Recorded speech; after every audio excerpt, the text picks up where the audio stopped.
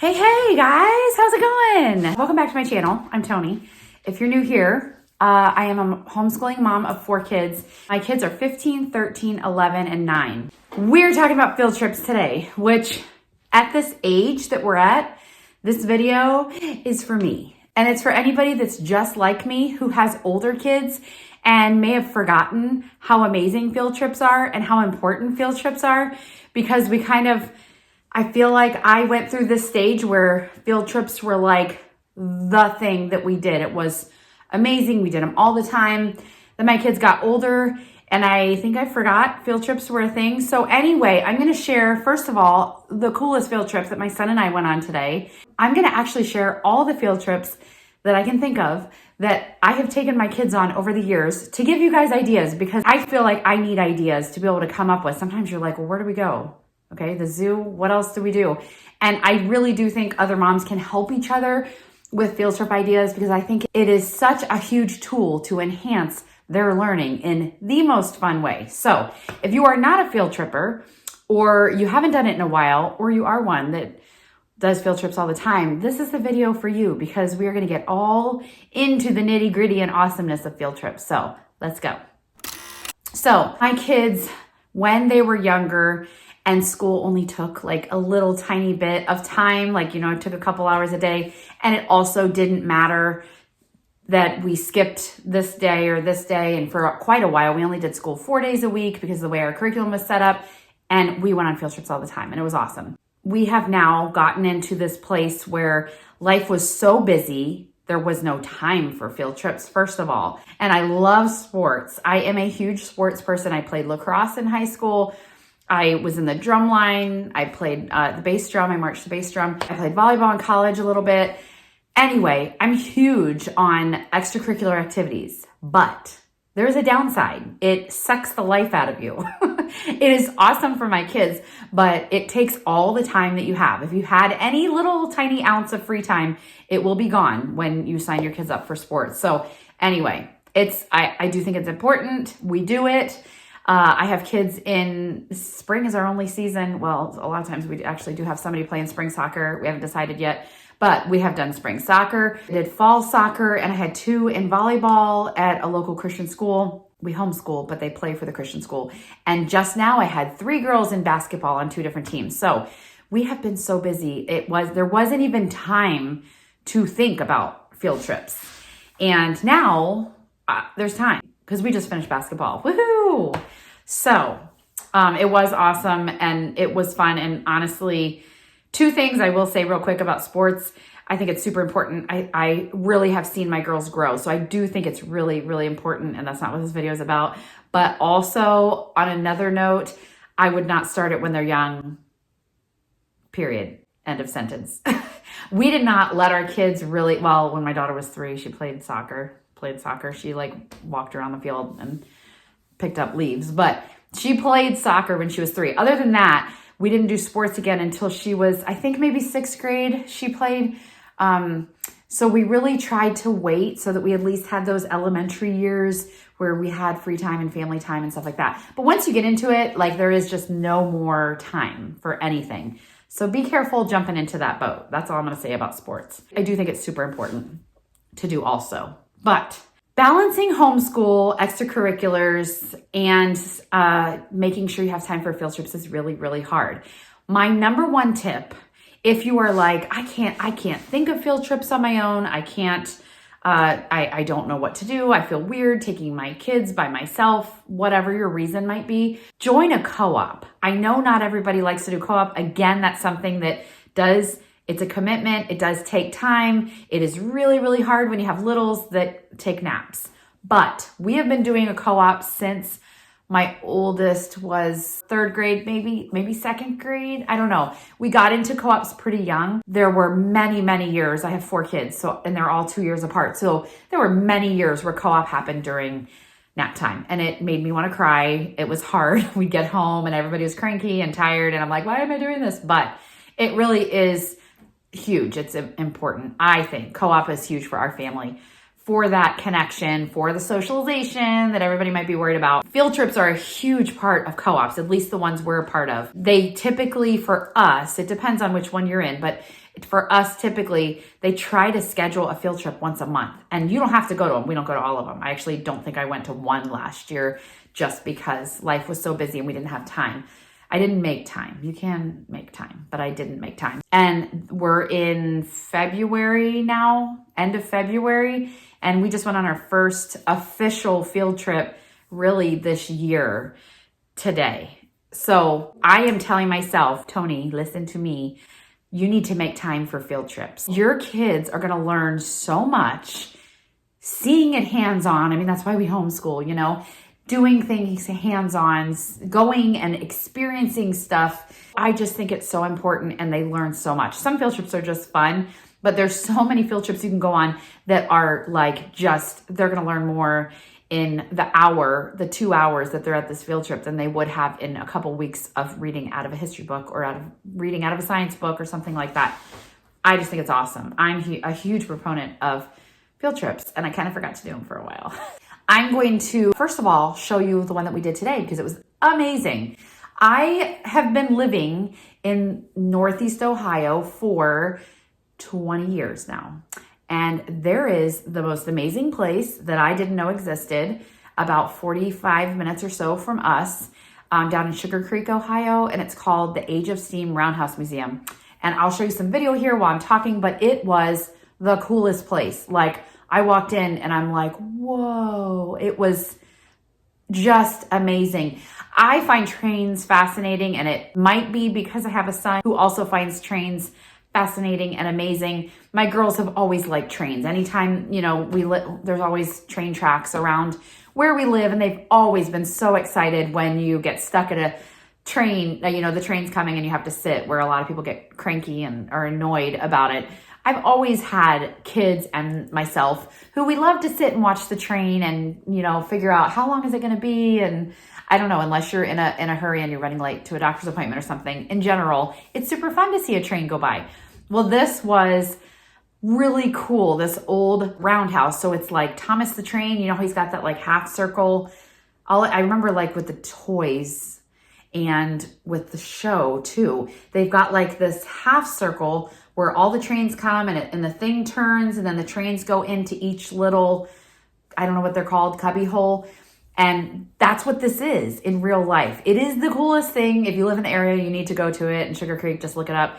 I don't know if this was just a rate for our field trip, which again, a lot of times, if you go through a co-op and you have a big group, instead of just going with our family, we had, you know, it wasn't a huge group actually. I didn't count, but there were less than 20 people there, I'm sure. It was only like 5 families, which is actually kind of nice sometimes, but we still got a group rate. It was $10 for me and $5 for my son, $15 for like a 2-hour guided tour to look at all these old super cool trains. And the history behind it was really neat. It was this guy that used to be a nurse practitioner. And I asked one of the ladies that worked there, she said he was a nurse practitioner, worked a ton of extra hours, like he only had Tuesdays off or something, and he worked and worked and worked and worked. I think for the point of being able to buy trains, he wanted to buy trains, like what every little boy dreams of. And he saved all this money, and then somehow he was able to buy a train track, which I didn't know was a thing, but he owned this train track for a long time. And then he sold it and then got tons of money. And now he he passed away now, but for many years, he's been buying all these trains. So there were, I think, if I remember correctly, 23 trains that we got to see up close and personal. We didn't get to climb on them because it was this man's collection. So they have now turned his personal roundhouse train holder thing that he used for working on trains and just fixing them up and admiring them and keeping his collection there. They've now turned it into kind of like a museum, and it is so cool. And some of the trains still work today where they can turn them on. They didn't turn any on for us, but there are times, a couple times a year, where they turn them on. They're all steam engine trains, which was just fascinating. We got to hear, like, the guy that was our tour guide was the absolute expert on everything train. Like, he knew everything. He talked to us for an hour and a half straight and knew every detail about every single train. My son did get a little bored because it was a lot of details, but the actual seeing of the train, and he did learn a lot about it, how some were coal and some were steam and all these different things about them. Actually, this family owned a passenger car and they used it. Like, like how you would buy an RV and you would travel in your RV as a family. They owned a train car. And there used to be, I guess, that trains would hook up to passenger cars. Like a family could somehow, I'm assuming you have to be important. I don't know how that works. But a family would like hook up their train car, which is like their RV, because it had like beds, and we didn't get to go inside, but they told us about it. But it had like beds and a dining room and all this stuff. It would take them to their destination. Like, how cool is that? That was so neat. So this was one of the, I found this fascinating. I thought it was super cool. We didn't even get to see the outside part of it because we have snow and it's freezing, and they do that in the spring. But it was the coolest field trip. And like I said, it was $15 and we just had to drive down there. It was so fun. My girls, I let them choose. They did feel like they needed to stay home to do school. And I think they felt like, I don't know, they're at that age where I guess they're not as fascinated with trains as they used to be. It makes me sad. They're growing up, and I am going to try to make them come to some of this stuff. Our field trip, our next field trip that our co-op has organized is to the Maps Air Museum, which I've never been to, but it's a ton of different airplanes and in Northeast Ohio. Really cool museum. I will probably make the girls go to that because why not, you know? So anyway, that was today's field trip. It was amazing. It was super fun. I guarantee my son and I both learned more about trains and about transportation, all this stuff today than we would have in, you know, a couple weeks of science or history. So it was awesome. That is what today's was. And it was just super cool. And it was a sweet bonding time. Then on the way home, let me show you what we did, because this was really cool too. So on the way home, actually on the way there, we had passed this place that my son had never been to, and he was like, oh, we need to go there on the way home. So after we left the train station, we stopped in this place, and it is a like chocolate factory. And I have only been there once. And the sweet thing is, we took this picture right here because the last time I was there, I was pregnant with him. Then the next time I go is me and him when he's 9 years old, which was, you know, kind of crazy that I hadn't been there in all that time, but it was neat to be there with him together. And when I was pregnant with him, my craving for that pregnancy was jelly beans. They have this wall of Jelly Belly jelly beans, and it was specifically Jelly Belly jelly beans. So when I found this place, I had gone on this girls trip with some friends down to Amish country, and we were spending the weekend down there, and we went into this chocolate place, and they had this whole wall of Jelly Belly jelly beans, and it was like the coolest thing in the entire world. So of course I had some. The cool thing about this chocolate factory that made it like a real field trip was they didn't do it today, but I didn't know if you walk down this hallway, they actually have this big area with like a viewing area with like some closed windows, like glass, and then some open, just where you can see into them making chocolate. And they make all the chocolate there in front of you. So now I need to find out when they make the chocolate so we can go watch it, because I thought that would be so fascinating for them to be able to watch them make chocolate. Like, that's super cool. So anyway, it wasn't cheap. It's I think some of the chocolate that I got 6 tiny little squares of chocolate so that we could each try one. It was $23.95 a pound. That's insane. But it was delicious and amazing because we got to try a sample, and I was like, that was so good. So I got one for everybody. But we got some of the Jelly Bellies. We got a couple things. But it was super fun. But if we were able to go on a day where they were making the chocolate, that would be even cooler of a field trip. And that reminds me, now I'm going to go into some of the other field trips we've done over the years. One that we used to do a long time ago, and you guys some of these things obviously may be specific to my area and where we live, but it might give you an idea to be like, hey, I never thought to look at that place and see if maybe they do tours or they do whatever. So maybe this will just give you some ideas. Maybe you have a place, you know, a chocolate store near you that maybe they'll do a little tour. If you call, you never know, because sometimes we just called and asked, and people will be like, yeah, sure, kids can come back and watch what we're doing. So anyway, just take these for some ideas. So another place kind of like the chocolate place, we have a place down in Amish country called Heine's Cheese, and it has, before COVID, now since COVID, it's not as cool as it used to be, but before COVID, you could go down there and they had these big glass windows and you could watch them making cheese, which is such a cool process. Like, you know, this big, huge vat of milk, and they'd be stirring it around and then separating the curds in the whey and putting it in here. And you see the whole process to where then they've got cheese and they're cutting it and putting it into whatever, and tons of different kinds. And then the cooler part is, once you're done watching that part, they had this, before COVID, they had this whole room that had tons of different cheese, ranging from fudge, which is cream cheese, all the way up to all these different kinds of real cheeses, like blocks of cheese, and you get to taste them. And there was this little bowl in front of each one, and you'd take a toothpick and you'd get to try. We'd go there, and that would be our lunch, would be eating all this cheese. It was delicious and super cool. And then of course their hope is that you try something and you'd be like, oh, this is so good. And then you'd buy cheese. But we loved going there. That was such a cool place. I don't think they do the samples anymore. So that, kind of makes it lame. But there's a lot of food places that you can go, get a tour, and they will show you how things are done. People in general, they love to take groups of kids and show them stuff, or they've always been really great with us. We have gone to the local grocery store. There's a grocery store near us that someone scheduled a tour. We had a big group of kids, and we went in. They took us in the back room, the food prep area. They showed us how they cut a pineapple. They had this cool pineapple thing that would cut the core out, cut the sides off, and then that's how you get this that they then slice up into rings, and they put it into the plastic container. That was really cool. I didn't know that. I haven't been able to do it at home because I don't have the pineapple core thing, but that was really neat. They gave us the tip on even how to pick the best pineapple. You can if you can wiggle the one of the leaves out and it comes right out, then your pineapple's ready. I didn't know that, but they taught me that. They showed us a lot of stuff back there in the kitchen. I think somebody decorated a cake and showed us how they do that. They decorate the cakes that they put out. So that was really cool. We have also, and a lot of these stuff like that is free. Those don't cost anything.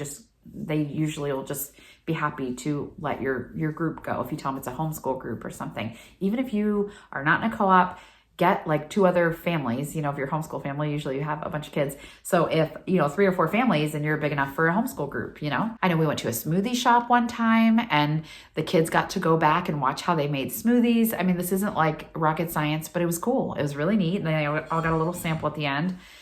We did a pizza shop one time where they showed them how to do pizza, and then each kid got to make their own little individual pizza. I think Pizza Hut, we did that for a birthday party one time too at Pizza Hut. I wonder if they still do that.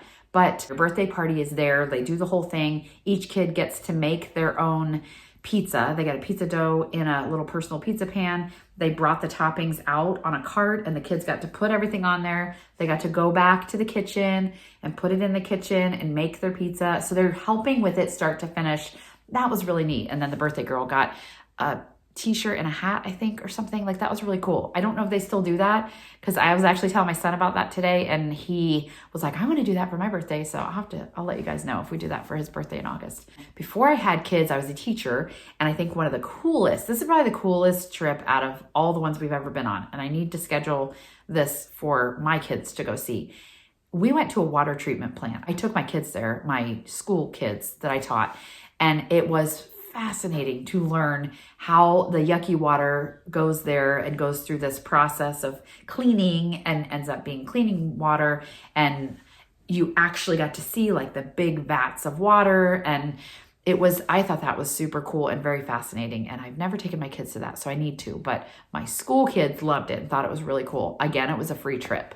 We went to a place, if you have a connection with a friend, we have a friend that works at this local place down here that processes food. It's called Walnut Creek Foods, and they do jerky and they can stuff. There's all kinds of stuff. It's a pretty big, at least around here, it's a very big company. And so anyway, our friend works there, so we got a tour of it. This was super cool because we got to see the machines, and I think they were jarring in a mason jar. They were doing hard-boiled eggs with jalapenos.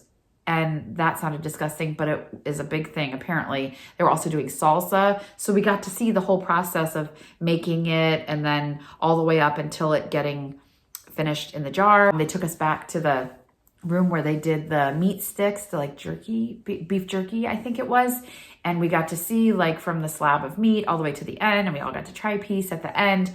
And yeah, it was very cool. Just like so neat to learn all kinds of things. You know, you can learn so much stuff from these different field trips, and it was just really fun. I mean, it's memorable. I can't remember anything. I literally can't remember why I walk into a kitchen, and I can remember all these field trips because it stands out. It's just a fun way to learn. Also, I taught driver's ed last fall, and the library had arranged for a class with a local auto shop. And so I was able to sign up my class to go to this, and they taught us how to change a tire, how to check tire pressure. They taught us stuff about like the how to check your oil, all this stuff. Anyway, it was great for these young new drivers, or some of them aren't even drivers yet. And that was free. That was another cool, neat, hands-on learning field trip. We have an arboretum near us, so we have gone there as a family. And I think we've gone there with our co-op too, I think. And they have a really cool slide, and you just walk around and you see the trees, and they have different cool setup tables, like stone tables mixed in. And I don't know, it's just a really beautiful place. We have other places that we've gone to that have different places where you can hike and stuff like that. That's always a fun field trip. Get out there in nature. If you're not a nature walk, what is it called? Nature, I can't even think of the name of it, but those families that like go to nature every day, that's not us. But if you're not one of those, you could get your nature journaling. You could get that taken care of on a field trip. That would be great. A few other things that we've done. We have stuff locally, which I'm sure you have stuff locally. So think outside the box of like museums. We probably do have museums that I actually haven't been to. I know there's a big one, and it's in Columbus called COSI. It's a big like science museum, and we were supposed to go. And that day, I think there was like a tornado warning. And we had guests that are in, so we couldn't go. So we were worried they'd get sucked up in a tornado or something. I don't know. So we didn't end up getting to go to that, but I've heard lots of good things about COSI. So if you have a science museum, that's awesome. Those can be a little expensive, but I've heard they're worth it. Also, we have this one called Stan Hewitt. It's like a mansion. It was like somebody's house, and they have this amazing garden around. I think it's in Akron, Ohio, or somewhere like that. But we went there once, and that was so cool. Like they had, like this was a big house, like a mansion, to where like there was a parlor, there was like a kitchen, and then there was a like the maid's, or what do you call that? That in-between kitchen? I can't remember what that's called, but there's like a maid's kitchen. They had a library. They had the library had like one of those spinning shelves that went into a secret room. Like it was so cool. They had a pool. It actually didn't have, this was old, so it was actually like, I can't remember if they just had it fenced off or if they had like plexiglass on top, but the pool was huge, but it was empty. But they had an indoor pool there. And anyway, it was a super cool, it was a very cool place to tour. It was really, really neat. We did have to pay, but I don't remember it being terrible. We have a local fire, I'm sure most towns probably have this, but we have a local fire training academy. And so we actually got to go there, and we got to tour the fire training academy. They showed us a bunch of stuff that they do. Like my daughter got to do something that she had to do that you had to be really strong for. It was kind of hard. Or the jaws of life or something. She got to like help try to do, like it was very hands-on. We got to try on like a fireman suit and like all this cool stuff. Oh, there was one where they had like an egg, I think, where you had to try to do something. I don't know if I can find the video. I'll try to show you. But it was very hands-on. It was very cool. And then we also see if you can somehow find out.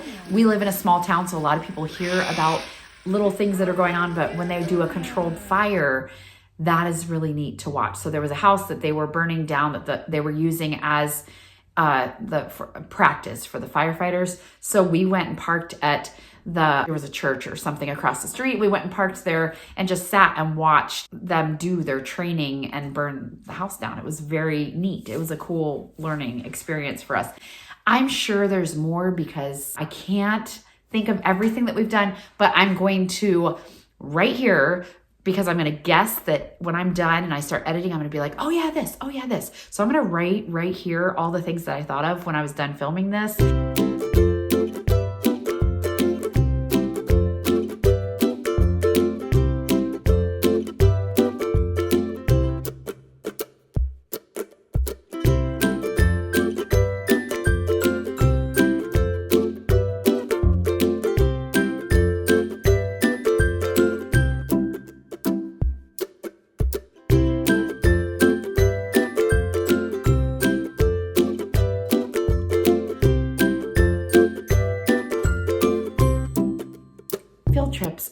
worth it. They're awesome. And don't feel like, well, we have to do that on Saturday, or, if we do that, we have to work ahead. Field trips count as school. They absolutely should count as school. When you get into high school, it gets harder. So it is hard sometimes for my oldest to go with us because I feel like I still struggle with that. I'm trying to get a little more laid back with her stuff, but I feel like, in order to get the credits, because she wants to go to college, I struggle with like her getting behind on stuff. But when your kids are in elementary school, skip school and go to the field trip. It's worth it. It'll make memories. It's totally amazing and wonderful. And my son thanked me probably 10 times on the way home today for taking him today. He said it was so fun and he loved going with me. It was really cool. So I just wanted to encourage you guys to do this, and I'm encouraging myself to keep doing it because I just forget, and it's not fair to my son because he honestly doesn't remember most of these field trips. Oh, he did something big. 2 years ago, I've told you guys about this before.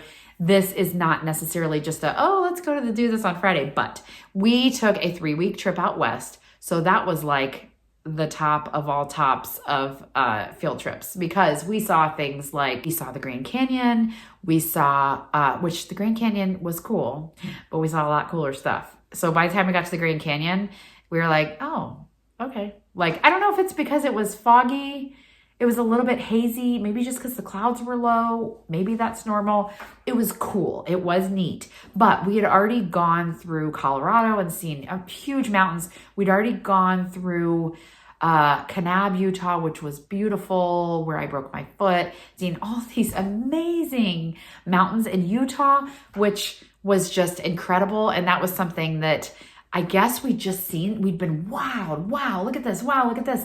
And then it was like, oh, okay, the Grand Canyon isn't quite as cool as I thought. Just because we'd seen all these other huge things. I think if we'd seen the Grand Canyon first, we would have been wowed, but all the other stuff was just amazing. It was still cool. I mean, don't get me wrong. I'm not trying to be like snobby about it. Just we'd seen so many cool things. So anyway, that was cool. Like, we went to California and saw the desert and really expensive gas stations. There was a gas station where I think Cheetos were like $8 or something for like a bag of Cheetos. Anyway, California was interesting. That's where my sister-in-law lives.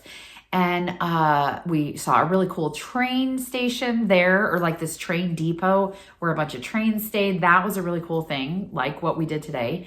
And that was neat to do in California. This was huge. I mean, this is different than just field trips. But if you can ever do a big out west trip, or if you live in the West, go out east, I guess, whatever. But out west was amazing and just epic. I mean, we saw bison. There was a bison right at Yellowstone National Park next to our vehicle. There was a bison right here. We opened the sliding door and watched it. And I was like, it was terrifying and amazing and so cool that it was right next to us. And we didn't do anything crazy, but it was so cool to see it up close. You can do something small, like touring the grocery store, or you can go out west and explore the mountains. I mean, there's so many natural things out there that you could see. And here's one more tip. I don't know if I've said this before. I think I have. If your kid is in 4th grade, go when they're in 4th grade, because you get a free pass into all the parks. That was super cool because my daughter was in 4th grade. My son will be in 4th grade next year, so we may actually think about going again. Whether you go big or go small, do field trips. Make sure you make it a part of your learning process in your homeschool. So I hope you guys enjoyed this. Just a little glimpse and a little encouragement, a little peek into our homeschool and what we've done and what I need to do more of. So I hope you guys enjoyed this. If you like this, please give me a thumbs up. Share with your friends. Don't forget to subscribe if you're not yet subscribed for more homeschooling, mom life, and thrifting content. We'll just see you guys next week. Bye.